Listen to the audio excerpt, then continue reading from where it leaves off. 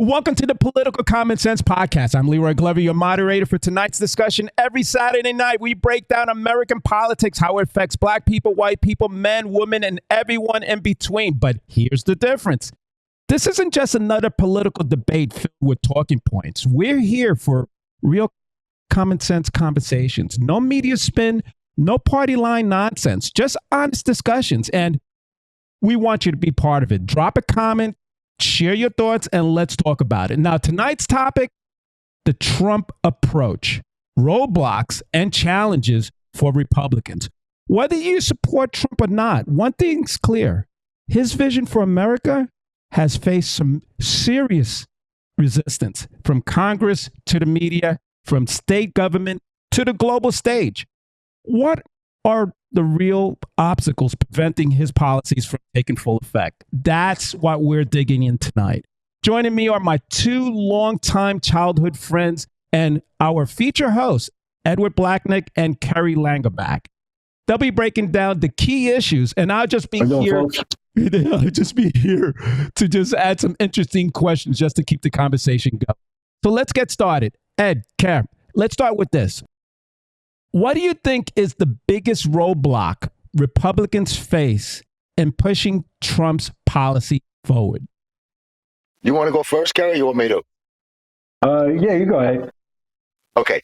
The biggest roadblock that Trump faces, okay, is ignorance. All right. And I'll give, no, really, I'm serious. I'm not kidding. I was just about to say, ignorant Democrats. It's ignorance. Yeah. And I'll explain to you why, okay? I'll explain to you, and I hope I don't ruin something later on that we have going on with the show where, like, you have another question. But I'm going to explain to you about the stock market, okay?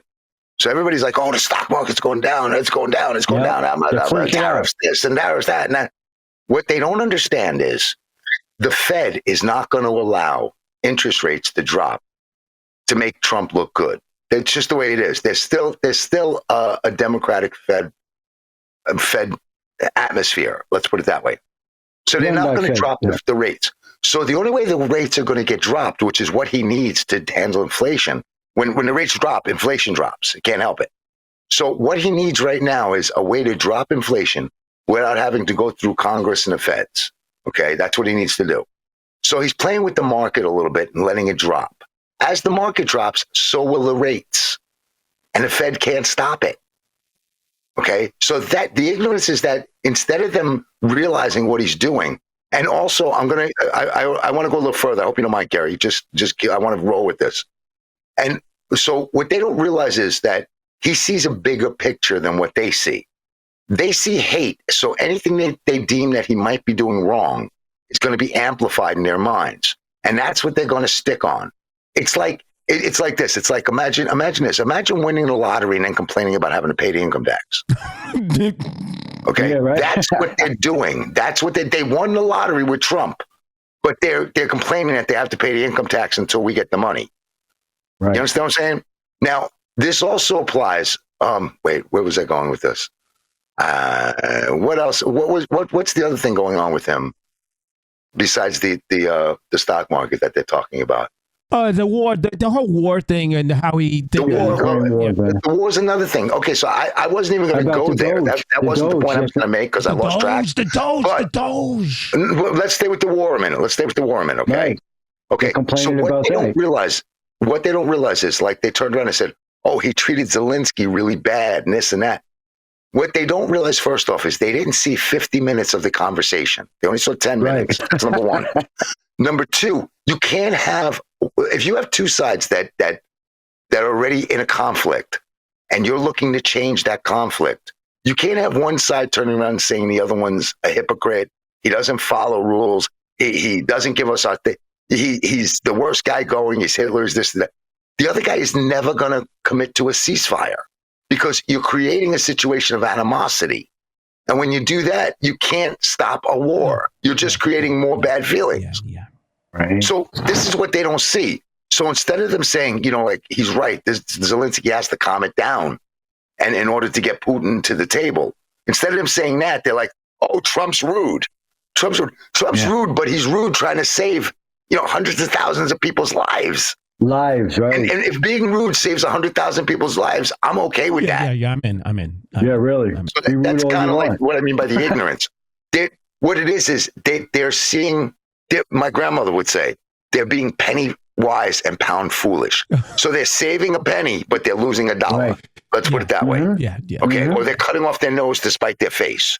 But the truth is, you can only do that when you know that the other side, what's happening on the side. They don't know it because, just like I explained to you about your friend, where I said that he doesn't understand what's going on. They don't understand. And the only thing they want to do is find something bad about Trump. That's all it is. Instead of trying to find something good about what the situation might be bringing on, they're more worried about putting him down than bringing us up. Right. Go ahead, Kerry. I'm sorry. No, that's good. I agree with you 100%. That's pretty sad. You know, they just hate everything that he does. You know, they just absurd. God, I'm sorry, Lee. No, just say they don't like anything he does, man. Because I agree with you 100%. Let's set this record straight. What do you think is the biggest misconception about Trump's policy and how they actually impact America? You want to take this, or you want me to go first? Go ahead, brother. Okay. There is no misconception. Okay, there is none. They know exactly what they're doing. The thing is, and I'm not talking about your voters here. I'm talking about your politicians for a second. Okay. So your Democratic politicians know that when Trump gets in there, their buttered bread is no longer going to be buttered. Okay, They know this. So what they do is they then, I'm going to use the term hypnotize, but I don't really mean that. What they do is they produce a feeling for Trump. So, and they get the media. Now realize that the media depends upon making money by what stories they get. Understand that? Yeah. So if they're in good with a politician, they get really good stories. All right. Oh. So you get where I'm going with this already, right? Going with that. Okay. Yes. So what they'll do is they'll take a politician's phrasing. Yeah. And they'll mega amplify it. Mega amplify it into, like, you know, when you looked on Bloodbath is the greatest example, because the next day when you looked at every paper, what did it say? Trump says there's going to be a bloodbath. There's a bloodbath. There's a bloodbath. Right. He was talking about money. He was talking about money. But the whole idea is, if you can get the press to do it, you've got enough people out there who don't inform themselves and only go off a literal what headline. The media says. Okay. And on what the media says. And then what they do is they make the story up in their head. So, like, example being, how many? Let's take another example. Let's take the this Sudeikis girl that's missing in Bahamas. Dominican Republic. Dominican Republic. Yeah. Let's take her for a second, okay? So when everybody first heard this, there's a girl missing, right? Immediately it went to everybody's minds created this story that she was eaten by a shark. She was out in the water. She was this, that.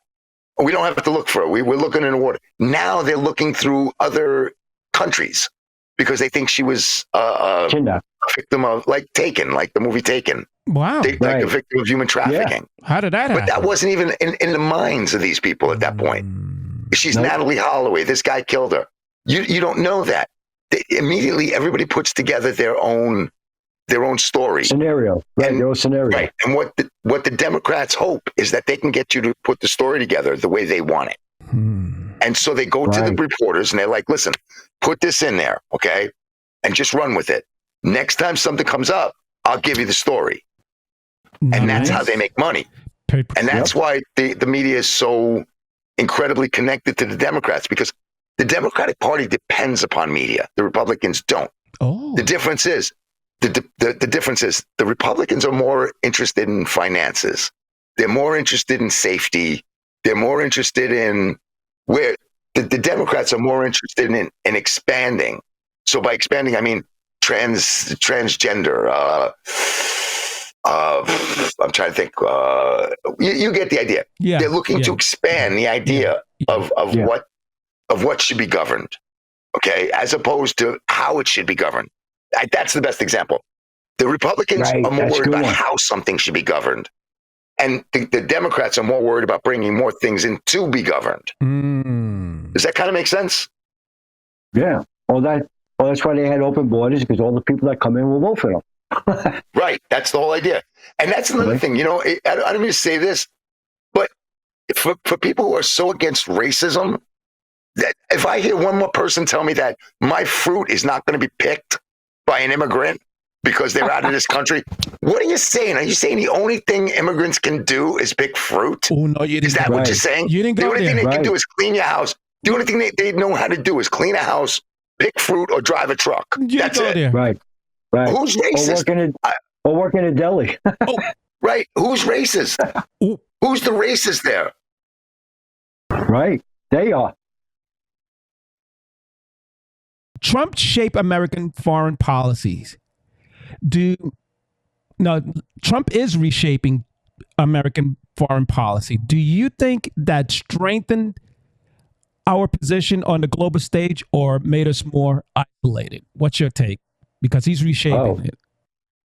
Well, right now, Trump is, he's reshaping the other countries, yes. He's reshaping the Middle East. If you look at his last administration in 2016, there was peace. There was peace with him. Well, right. No, but here, another way he reshaped him. Look at what he did with NATO. When we walked into NATO, NATO was paying, you're supposed to, I believe. Now, again, I'm not, what's the word? And I'm not an ambassador or anything like that. So I can't tell you. I'm just telling you what I know.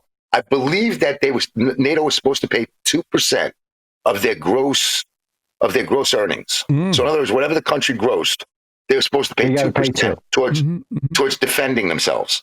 So in other words, that's what they had to pay to NATO. So let's say Germany, for example. Germany had to pay 2% of their overall earnings to NATO in order to create, so that they can get weapons and they can do all that stuff. Right. Most of these countries were paying less than 0.5%. Ooh. Okay. So Trump comes in and says, I'm not going, we'll get out of NATO. When we were paying, we were paying like 13%, and we should only be paying 2%. So what he did was he already impacted these countries by making them perform up to the level they're supposed to perform at the 2% level. And in some cases, he even got more. So what's wrong with that, though? That doesn't make any sense to me, and it's obvious to us. Why? What's wrong with that? It doesn't make sense. It's not about making sense. It's about making Trump look bad. So what they'll do is, it's almost like they try to make it look like he's picking on a small child. So in other words, the United States is this big bully, and we're gonna go to somewhere like I think it's Finland that came in. Finland or Sweden. One of them. I'm not sure. Sweden. Just recently entered. Sweden. Okay. I think you're right. Just recently, dude. You got to remember, I don't prepare for any of this. Right. So this is all off the top of my head. So if I make a mistake, you got to go with me. But it's almost like they're saying the United States went to Sweden and said, listen, unless you pay your fair share to us, like we're going to get it. Like we're the ones who are getting the money. It's not us. NATO gets it. Okay. North American, whatever it is, it gets it. Not us. But it's almost like he went there and he grabbed him by the lapels and he said, listen, you're going to give me more than 2%. It's not that. Right. He went there and told them, you've got to pay what you're supposed to pay. Right, just your share that you agreed upon.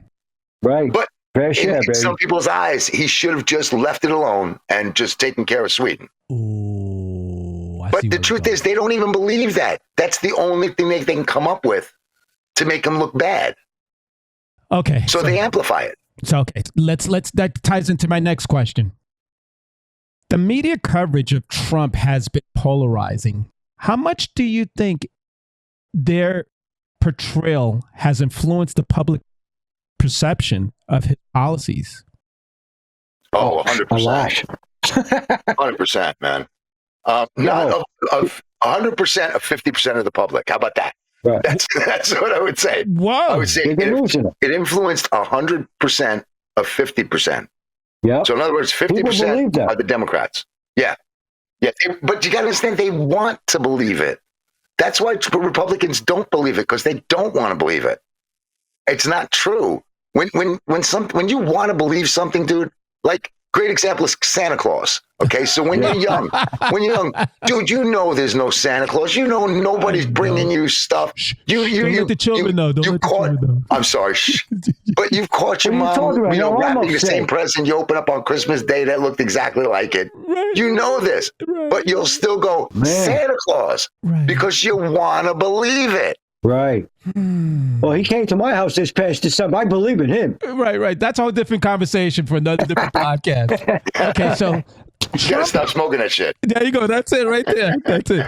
Trump promised to uplift working class Americans. Did his policies truly deliver, or was it more campaign rhetoric than reality? I guess we're talking about his last term and what he's going for right now.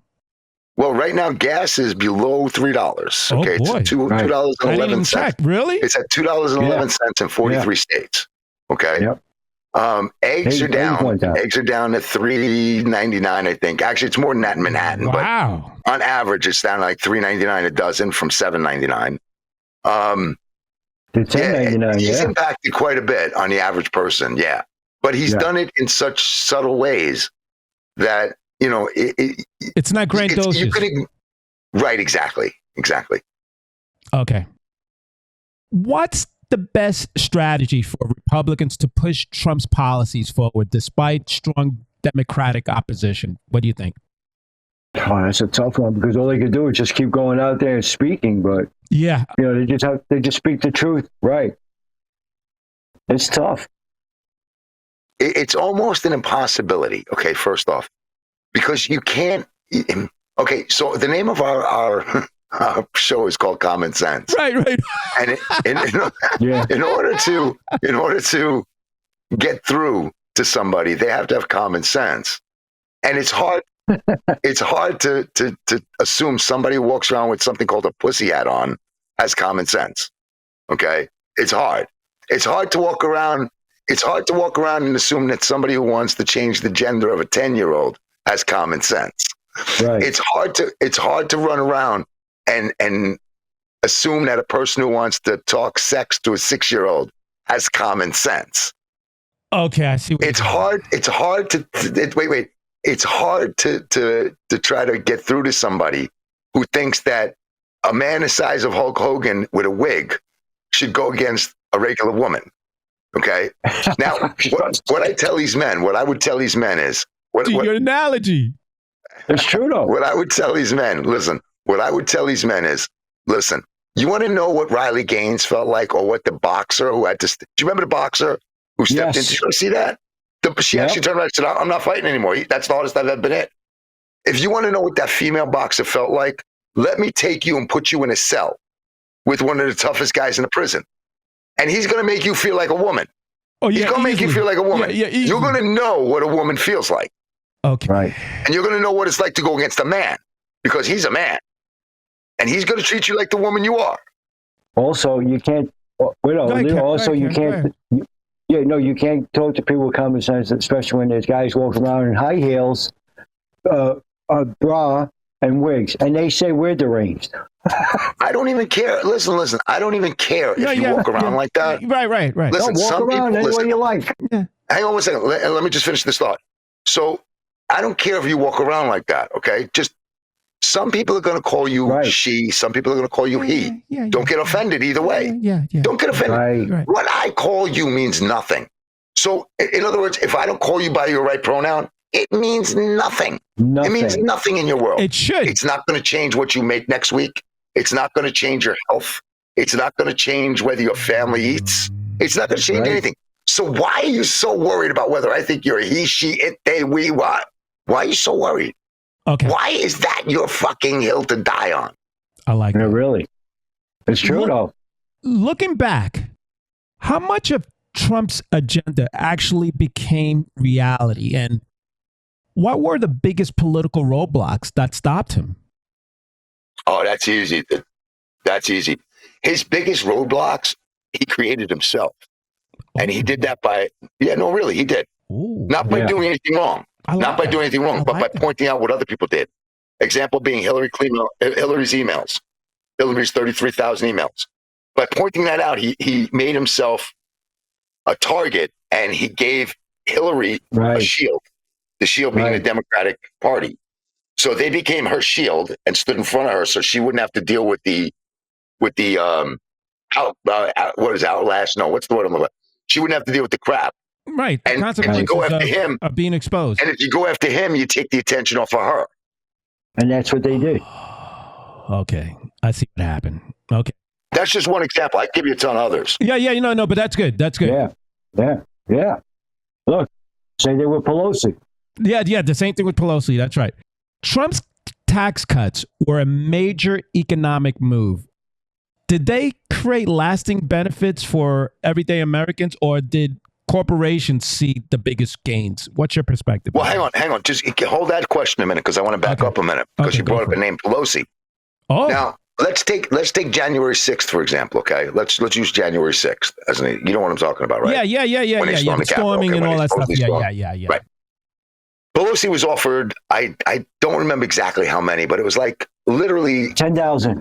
30 or 20, 10,000, was it 10? Okay. She was offered 10,000 National Guardsmen as security. She was offered this. That would have been nice. Okay. They knew what was going to happen. They set it up. There was 26 FBI agents in that crowd. Ooh. Incognito. Okay. Ooh. So Trump called Pelosi himself and he said, listen, I'll send you over 10,000 National Guard as security. What did Nancy Pelosi say, Kerry? No, she turned it down. Okay. But you don't hear that. You don't hear that. All you hear, I've never seen someone trying to take over or create a coup and offer to send security against his own people.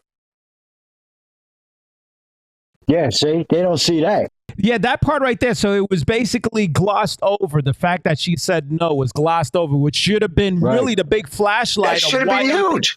That's like, imagine this. Imagine this for a second. I take you and Kerry out on a boat. Right? Before we leave, the guy on the dock says to me, here, take this raft just in case. I say, no, leave the raft. We get out in the water and that boat goes down. Whose fault is it? Yeah, there you go. You should have took the raft. There it is. Right. That's a perfect example. Okay, so now let's go back to that question I was asking. Trump's tax cuts were a major economic move. Did they create lasting benefits for everyday Americans, or did corporations see the biggest gains? What's your perspective?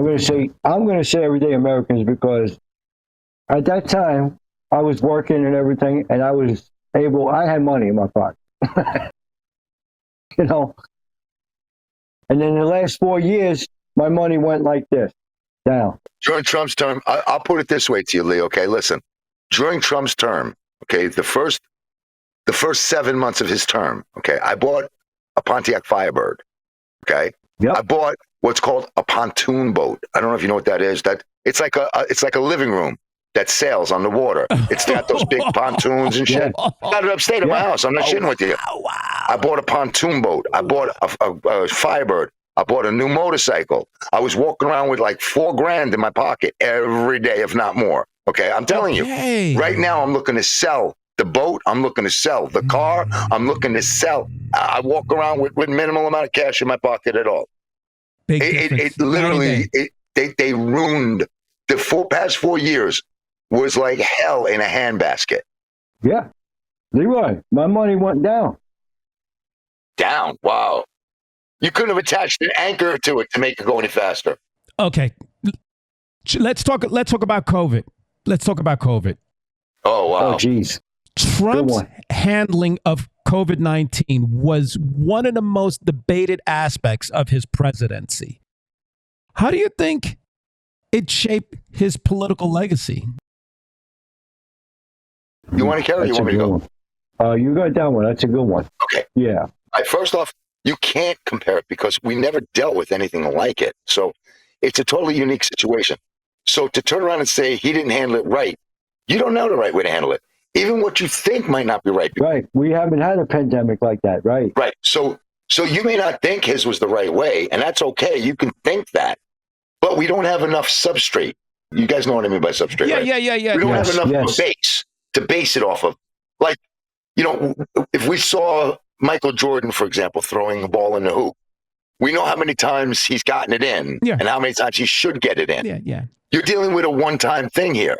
So there's no possible way to know the correct way to handle it without trial and error. Have you ever heard the saying that the whole pandemic thing was just actually an experimentation from the government and global aspects? Have you heard that dialogue? Okay, so I heard that. In essence, it is. But I don't think the way you're talking about, like a Tuskegee. Yeah, just to see human behavior and all that stuff. Right. I don't think it was done intentionally like that, and I don't think it was released.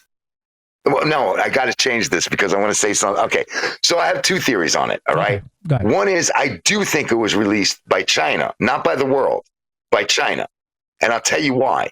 Because before Trump was slated to take office, I'm 2015, 2014.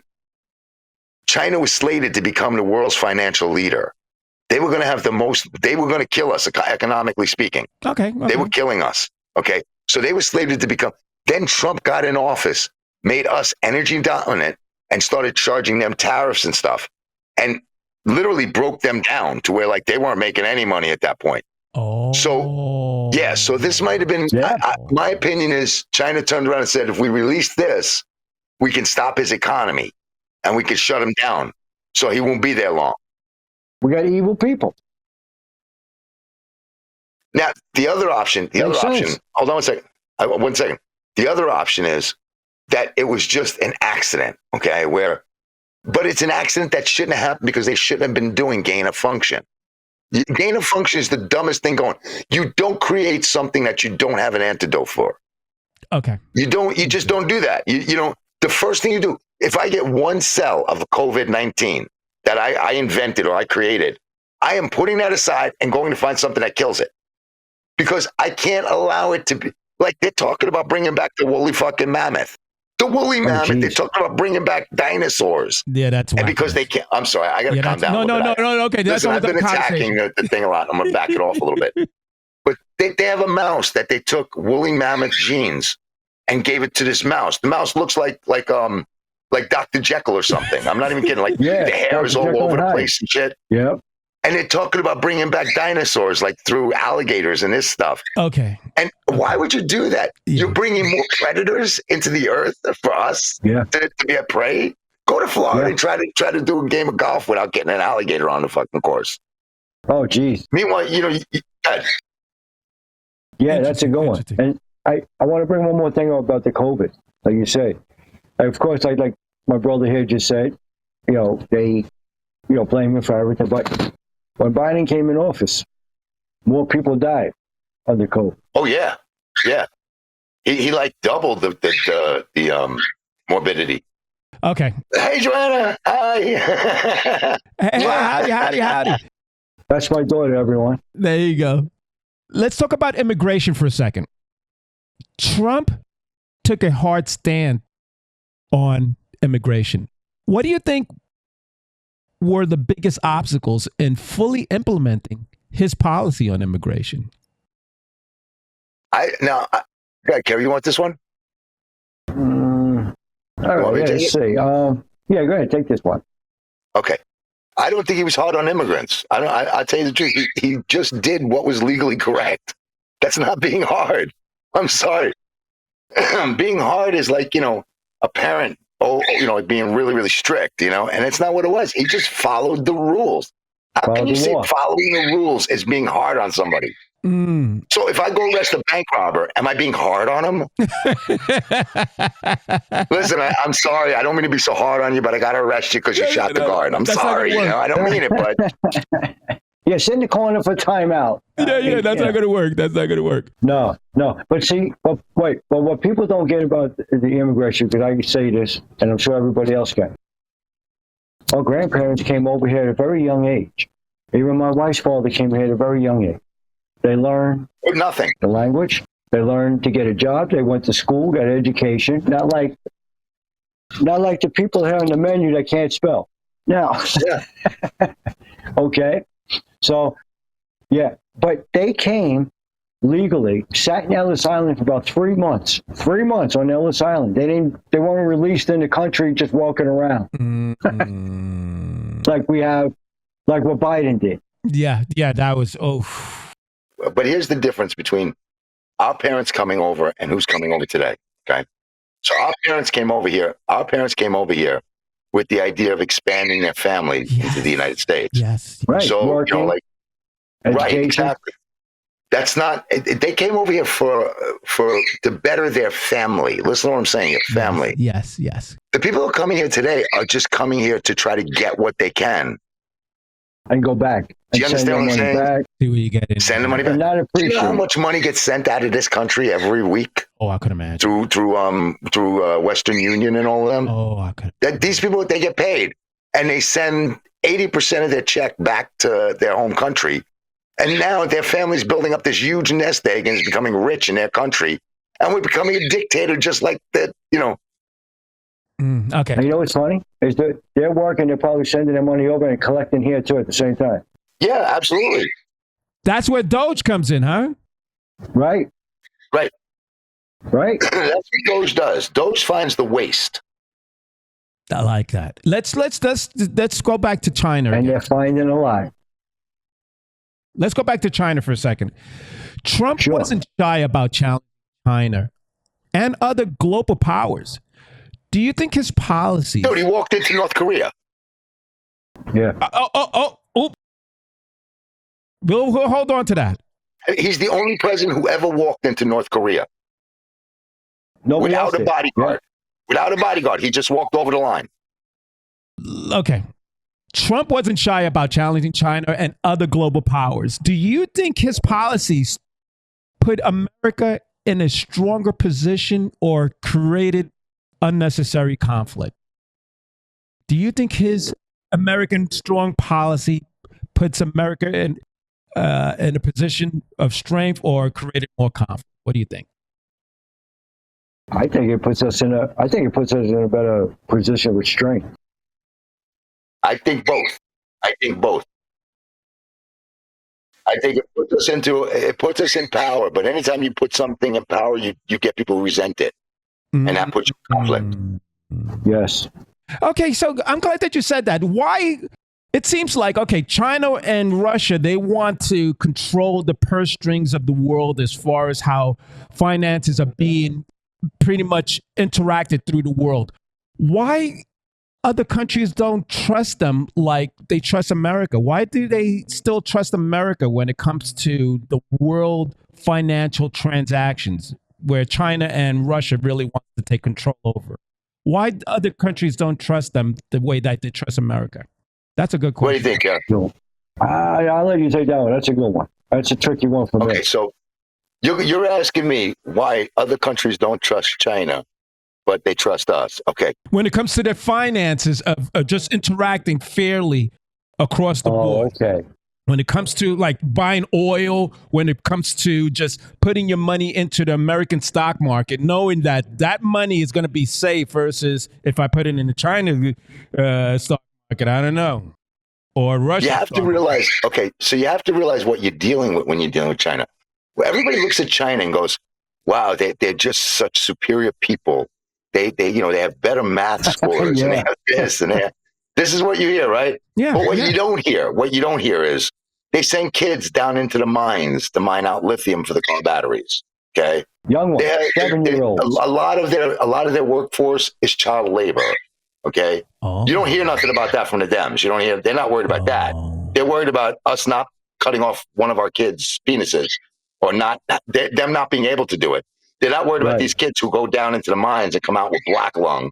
That doesn't matter to them, And it's not just that, it's with everything. So another example is, check out their air, what their air quality is. Their air quality is horrible in China. Horrible. Yep. And like anything they refine, they do it as if they refine it through garbage. Okay. The stupidest thing the Dems ever did was having us stop producing oil because we produce the cleanest oil. So everywhere else that produces oil is creating 4 to 5 times the amount of pollution as if we did it. Right. So if we did it, I'm just going to throw a number. I don't know the number, but I'm just going to throw let's say we produce a gallon of oil, and in that gallon we get 0.7 or 7 ounces of carbon, let's say, or whatever the dirty aspect of it is. Right. They produce a gallon of oil, and they get 2 gallons of waste. Whoa, what's going on there? Yeah. That doesn't make sense. Yeah. Because they don't treat anything. The whole thing is the bottom dollar. Okay. So they're not going to put any extra money into trying to clean it up. Like we do. We have a refinery. Do you know, dude, when we buy it from them, we have to re-refine it. Do you know that? Oh, I didn't know that. We re-refine their oil. So why is the global world, the climate control apparatus not targeting them?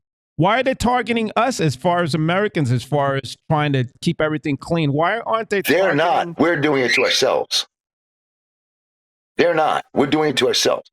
Because if we can keep America from being a dominant financial source, all right, they can bring all of these people into the United States. They can keep putting Democrats in office who will keep letting these people in. And that's really the whole objective long term with bringing people in here is that the people who come in go, the Democrats brought us in. So we got to vote Democrat from now on. Oh, the loyalty piece. From now on, they're always going to get a Democrat in office. Do you know this is the first, the past 8 years is the first, past 4 years before pre-Trump was the first year that we have more foreigners coming into the country, foreign-born people in the United States than Americans. What's your consensus when it comes to the foreigners that are coming in? Are they like thankful for being here and like, thank you, America? No. They're not thankful. No. They're not. Dude, you had people here who were living in a hotel. Who were living in a hotel that was $1,000 a night hotel. They were given food from their native country. In other words, they had cooks making food. I'm sorry, I got to back up. Okay, they were given food from their native country, and they were turning it down and wrecking the place. $1,000 a night hotel. Right. Okay. And they weren't staying there for one night. They were staying there for months. Right. What? Months. It's called the Roosevelt Hotel. Look it up. Look up the rates. Minimal. Your lowest room at the Roosevelt Hotel is $350 a night. Yeah. And they would get food. They got. Then they beat up the police officers on 42nd Street. They jumped the 2 cops. I heard about that. Yeah, but they appreciate all the country. They appreciate our way of life. They don't. That's the whole point. If they came here and wanted to make things better, listen. No problem. The other thing is, you can't go to a place and the first thing you do is a criminal act. It's the first thing you're doing. How can you expect that place to welcome you? Okay. It'd be like me coming to your house, and taking a leak on your wall. Oh, wait a minute. It's like, what's going on? Take a leak on your wall. Are you going to invite me back? Right. No, of course not. It's like, no. No, you're not going to make me come back and piss on the other side. No. I mean, you don't want to match, do you? No. Okay. Younger voters have been skeptical of Trump's approach. What can Republicans do to win over the next generation? Well, that's where I would argue that. I would argue that question with you. Okay. Because after Trump doing the podcasts, being on Rogan and being with Shane Gillis and being with, I'm trying to think of who else he was with. He did a bunch of podcasts, which opened up. The reason he won was because of the young population. That's the truth. Yeah. That's why he won. Because also, even afterwards, what? No, I was just saying, there's a guy out there too. Isn't it Charlie Kirk? You know him. Right. And he goes to all the colleges, speaks to the young. And in the last couple of years, before they all of them were Democrat, they switched over because what he was telling them. You know, he just gives them, talks about what Trump's going to do. Right now, he's more popular with the youth than he is with the adults. Right. That's why I don't know about him. Okay. Right. The only people he's not popular with, there's only 2 groups he's not popular with. And that's white women, white college graduate women, and black women. And that's it. And black women, he's about 50-50. Don't go nowhere with that. I want you to stick with that because I think that's going to be for our audience to really get an insight on that. Why is that? Especially with white men. Start with the white women. Okay, so the white college-educated women, yeah, why don't they like Trump? Right. Because, okay, first off, it's not even about politics. It's not about him being Trump or anything he ever did. It's about his status. You have to understand that he's rich. He's not a bad-looking guy, okay? No. In terms of, I'm not saying he's Brad Pitt by any stretch of the imagination. Rob Lowe. Right. But in reality, that $9 billion sure as hell makes him a lot more attractive. I don't care what you say. The fact that he can travel anywhere, he's got planes, yachts, and all of this stuff. Right, exactly. There's a certain amount of animosity from the beginning because you would want your husband to have that. Oh. And now you're looking at him and you're going, oh, well, I wouldn't want him anyway. That's the logic. It's like someone who has a hot dog or a roast beef in front of them, right? And someone comes along and takes the roast beef. They can't turn around and say, oh, I really wanted that. So they go, oh, I didn't want that anyway. I wanted the hot dog. No. You understand what I'm saying? Yeah. I want the roast beef. But what the whole thing is, they know they're never going to get the roast beef, and that pisses them off. Right. That's why. Listen, I'm going to tell you a little secret. Hey, Leroy. Now, right? Yeah. I worked in a building, doorman, cleaning, and everything. And we're rich people. And I got along with everybody because that's okay. But I heard other people rich people are bad. Why are they bad? I just don't understand why are rich people bad. I mean, they help you. They pay you a salary. Right. Like I was one of my doormen, one of my friends, co-workers, kept putting them down every day. I'm like, yo, bro, you're working here. They're paying you. Yeah, that doesn't make any sense. Why would you? It's not even that. Dude, honestly, I've worked so far. Right now, I presently work for a billionaire. Okay, I presently work for a billionaire. Oh, whoa. I've worked for four others. I'll tell you the ones I've worked for in the past. I won't tell you the one I'm working for now. No, mention no names. No, it's okay. Names. I don't mind. One was Leon Black, who owns Sirius XM Radio. Okay, that Leon Black was one. The Freeborgs, who own like an island in Paris and shit. The other one was the Renners. The Renners. If you want to look up these names, you're more than welcome. They're very, very public and very well known. Also Tish. I've worked for Tish. And I mean, on a close level. I'm not talking about where I clean their bathrooms. I'm talking about where I was intimate with these people. Right. And I'm telling you that they are the most generous, philanthropic people. I won't give you the name of the person I'm working with now, but I will tell you a quick story, okay? So I worked out the husband, the wife, and two sons. I had a straight week with them. Yeah. So good people. One day we're going to go for a run, me and the wife, okay? So I take her downstairs. We get into the lobby, and she looks at the one doorman. Doorman's name was Stan. Okay, really nice guy, older Polish guy, like in his late 60s. He was getting ready to retire and stuff. Right. When you looked at him, you saw his face. His face was like he was a beaten man. I'm telling you. It's because like I even turned around to her and I was like, "Wow, Stan doesn't look good." She walked over to him. She pulled him aside. She didn't do it in front of everybody. Right. She walked over to him. She pulled him aside and started talking to him. So we walk away. She comes back. We walk away. We go for a run. We come back. She hands her maid an envelope and says, "Take this down to Stan." I don't know what's going on. I have no idea. Right. So I finish my workout. Right. I go downstairs. I go walking towards Stan. He's got tears in his eyes. Tears. Okay. So I said, "What's wrong, Stan? What happened? Did she yell at you or something?" He goes, "No. She gave me $30,000.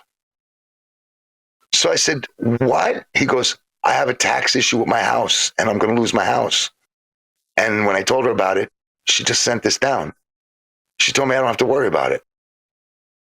This is the way they are. I'll go you one better. Okay. So wait. This is me now. This is me. I'm in Carshall's Park. You know Carshall's Park. Oh, of course. I love There's that a guy place. there. There's a guy there with a dog and he yanks the dog by the neck and yanked it hard. I didn't say nothing. It hit me. Like my spine tingled, you know what I'm saying? Right. I didn't say nothing. Then he smacked the dog. Oh. So I walked over to him and I said, "Listen, why don't you take that collar and put it on my neck and smack me?" What was his response? So we started arguing. And it got to where we were going to fight. I said, "Before we do this, tie your dog up. I don't want the dog running free. Just tie your dog up and then we'll finish this. He tied the dog up. I started beating the hell out of him. I'm telling you, I was beating the hell out of him. I was on top of him on the floor. Right. Okay, I had my knees on his shoulders. Right. And I'm getting ready to punch down into his... Knock him out. Right. Lights out. And from behind, somebody grabbed my shoulder like this and whipped me around. I didn't know who it was. I don't know if he had a friend. So I turned and I backfisted. It was a cop. Oh. I hit a cop. I hit him. He took out his billy club and banged me across my kidney. All right? Dude, I have one kidney. And he hit the one kidney. Whoa. So over the next 3 or 4 days, I'm starting to change color. I'm getting like yellowish and I'm not... I remember that. Yep. But I had just lost my insurance. Oh. So I couldn't go to the doctor. I wasn't going to have insurance for 2 more weeks. So I show up at this same person's house the next morning. And I look horrible. You could see I got a fever and my eyes are sunk. And she turns around to me and she goes, "What's wrong?" So I tell her the story. I said, I got insurance coming in 2 weeks. I just got to wait it out and then I'll have it checked out. She takes out her black Amex card. Black Amex. You know what the limit on a black Amex card? I could have went around the fucking world. Okay. Yep. She takes out a black Amex card and hands it to me and says, "Do not come back to this house until you have a doctor's note." That was, wow. Talk about one better. That is one better right there. Yeah. Okay. And these are the people that they say are cheap. The same people wouldn't give you $1.50 to get a soda. Right. And these are evil people. Trump appointed a significant number of judges. How do you see his judicial impact shaping Americans' future for decades to come? I see it great because the judges that he put in go by the Constitution. Right. I was just thinking the same thing. And seriously, we do have a Constitution. I mean, you can't have a judge in there. I mean, we do. Biden put a judge in there that can't even define a woman, and she's a woman. So again, yeah. So I have to say, whatever Trump does, puts the judges in, it's for the right of our country, for everybody's rights. Because God forbid if you have to use the Supreme Court, which I might have to soon. Right, brother? Okay, so expand on that a little bit. So remember before I was telling you the difference between Democrats and Republicans, remember? Well, I'm going to do that here, and it's going to be much clearer, okay? When you put a Republican judge in there, he follows the law. He follows word of the law. Word follows the law. When you put a Democrat judge in there, it's feelings. Everything's feelings. And law and feelings can't be the same. No, well, because if they were, nothing would get done. Because everybody's got feelings. But the law tells you whether you're on the wrong or right side of it. It's all about the law. There you go, people. There it is. Law 101. I told you. Calculator, law books. I told you, man. I wasn't kidding. There it is. My man, I got the Constitution. I got the book where people come in and have to take the test. I got everything. Wow, you know why? Because it is our law. I created a monster, man. I created a monster with this guy. No, you don't understand. Kerry was having an issue. I don't know if you know this story, but you want to, Kerry? You want me to tell it, or you want to? Or you don't want to tell it? If you don't want, I won't tell it. That's fine. Look, okay. I even got the dictionary. There it is. There it is. So Kerry had an issue at his job where they suspended him. They were wrong, by the way. He was totally exonerated. I want to say that. He was 100% exonerated. All right. So by their he had an issue at his job. So they suspended him and told him to get off the property. So they call him one day and they said, you take it. You tell the story. Okay. There we go. It was a very sad situation, which will come out very shortly in the law. Yeah, you don't have to go through the whole thing. Just this one part with the Fourth Amendment. Right. Okay. Now, of course, they kick you out, so you have to leave. Okay. So now, of course, they say I'm guilty and everything, which I'm not. Okay. So this is in May now. I said, after we had a hearing, and I told them, not guilty, blah, blah, blah, the hearing, they didn't do anything, okay. They had to investigate for a year. Now, make a long story short, I wanted to go get my belongings in my lockup. So I said to my union rep, I said, I would like to go pick up my stuff. First thing they said was, no, you can't do that. They're going to go open up your locker, put your stuff in a bag, and put it out on the street, and you come pick it up. Now stop. That sounds logical, right, Lee? Yeah. Okay. That sound logical to you? Okay. Adventures to you too. Go ahead. Tell them what really happened. Okay. Well, now that's not logical because one, everybody has a Fourth Amendment right. The Fourth Amendment right is if they open up your locker, it's a illegal search and seizure. Search and seizure. I know that part. Okay. And plus, the Department of Education, they're corrupt and everything, and that's why Trump was going after them, right? Our kids can't even read and write, but anyway, they'll do anything. So I said, no, you can't do that. And he argued with me, and I said, okay, we have lawyers at the union. Go ask the lawyer and get back to me. 2 days later, the man got back to me and said, you can go pick up your stuff. You're going to be escorted into your room.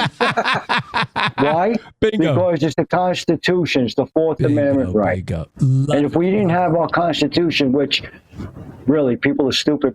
Yeah. Well, it's not even that. What makes it dumb? The dumbest part about this is it's Kerry calls me that day and he goes, they want to go into my locker. I said, they're not going to go into your locker. Trust me. You're going to get your stuff. Right. So I turn around to him. And so the whole thing about this is it comes down to two things. Number one, he has a certain expectation of privacy with that locker. That's why they give you a locker. Nice. It's for privacy. Nice. Number two, if they open it without him being there, they could plant something in there. Or they could steal something out of it. And be accused of that. Like if they would have opened it, he could have had him arrested and said they stole a Pablo Picasso that was hanging in my locker. Right. You can't. You have to have a witness. The only it makes a whole lot of sense. But protection, just for our protection. Gotcha. Right. Makes a lot of sense. Here's the problem. People out there think that we don't know the law. That's what it comes down to. They think that because what they do. Oh, my Get brother. to know I'll your tell Constitution. That's why everybody should be happy they have a Constitution in this country. But of course, we have Democrats who want to go against it, but they're stupid people because if anything ever happened to them, they don't deserve the rights. They don't deserve it. Okay, let's end it right here, guys. Wow, what a conversation tonight. We covered a lot, and the key role. Oh, no. Now I got to bring something up. Okay, bring something up. So this week I'm watching a TV show. I'm watching some show, and they were doing like clips, and there was this African American woman chasing this blonde white girl down who had braids in her hair, telling her, "You got to take that out of your hair. That's not yours. That's appropriation." Is screaming at her. She was going to yank them out of her head. But of course, the white chick was 98 pounds, and the African American chick was 400. So yeah, of course she's going to rip them out of her hair. But what do you think? Now, you're African American, Lee. Yeah. What do you think? Like, let's suppose right now I went and I did an afro. What would your opinion be? I'd be like, okay, that's great. You want to do that? That's fantastic. Go at it. How does it affect you? It doesn't affect me whatsoever. Well, no, the sickest part about this is these people who are making these problems are just fucking numbnuts. They're numb-headed. Yeah. And I'll tell you why. Because do you know where braids, and I'm talking about like those tight braids with like the beads. Right. Do you know where they were? Do you know what the first culture to ever do that? I do. I could take a guess. Maybe Indians? The Vikings. Oh, boy. Yep. The Vikings were the first culture to ever use braids like that. So us African Americans, we're taking the Vikings historical. No, not necessarily. Not necessarily. First of all, African Americans didn't use braids. They shaved their heads. Oh. Women shaved their heads. African American women shaved their heads. Oh, how about that? How many times have you seen African American? Seriously, how many times have you seen actual African women with hair? Right, and they have the neck, the ring, the plates, but always a bald head. Maybe a little bit of a nap. That's what they would call it. That's it. Unbelievable. Okay, well, wow, what a conversation tonight. We covered a lot, the key roadblocks Republicans face when trying to implement Trump's vision, the political pushback, and whether or not his policies truly benefit the average American. But the conversation doesn't stop here. We want to hear from you. Did we hit the mark? And are there any obstacles we didn't cover? Do you think Trump's approach will work in the long run, or is it doomed to fail? Drop your thoughts in the comments and let's have a discussion. And don't forget, next Saturday night. And what you got? What you got, Captain? Don't hang up. Okay, two things before I go. Okay, the first thing I'm going to say is the next show we might actually try to bring some of you, if you want, in live. Yes. If you're looking to come in live, we can invite you, and you'll be on the screen with us, on stage with us. Yep. Yes. And we can all talk. We just ask that you keep it, nothing dirty or anything like that. You can speak dirty, but I don't know porn or nothing like that, please. Okay, yeah. But we would love to have you on, and we would love to bring you into the discussion and hear your thoughts also. And this is the last thing, which is something I end every podcast with. Yes. If you got an extra 10, 15 cents, $1, whatever, St. Jude, Shriners, Wounded Warriors, Tunnel for Towers. Any of these are really great, and they really need your help. And what you should also do is, when you have your real bad days, seriously, do this. When you have your really bad days and you think things are horrible, replay one of the Shriners commercials in your head, where they're singing, Merry Christmas, I'll be home for the holidays or whatever. Right. And realize that if these kids can sing, you probably can too. Anyway, that's me. I agree. Lee, I love you, pal. I think you're doing awesome. Kerry, me and you are like, two peas in a fucking pod. All right, guys, we're out of here. We'll see you next week. Okay, one more thing, Leroy. Wait, one more thing. Kerry's got to get something in. Yeah, one more thing. Maybe next week we could talk about about education, how people are illiterate, running businesses in our country. Yes, let's do that. We'll touch on that too. All right, guys. Next week we're going to try that. Thank you for tuning in, and thank you for the bottom of all of our hearts. Enjoy. All right, have a good night, folks. And I'm really loving doing this. Later, guys.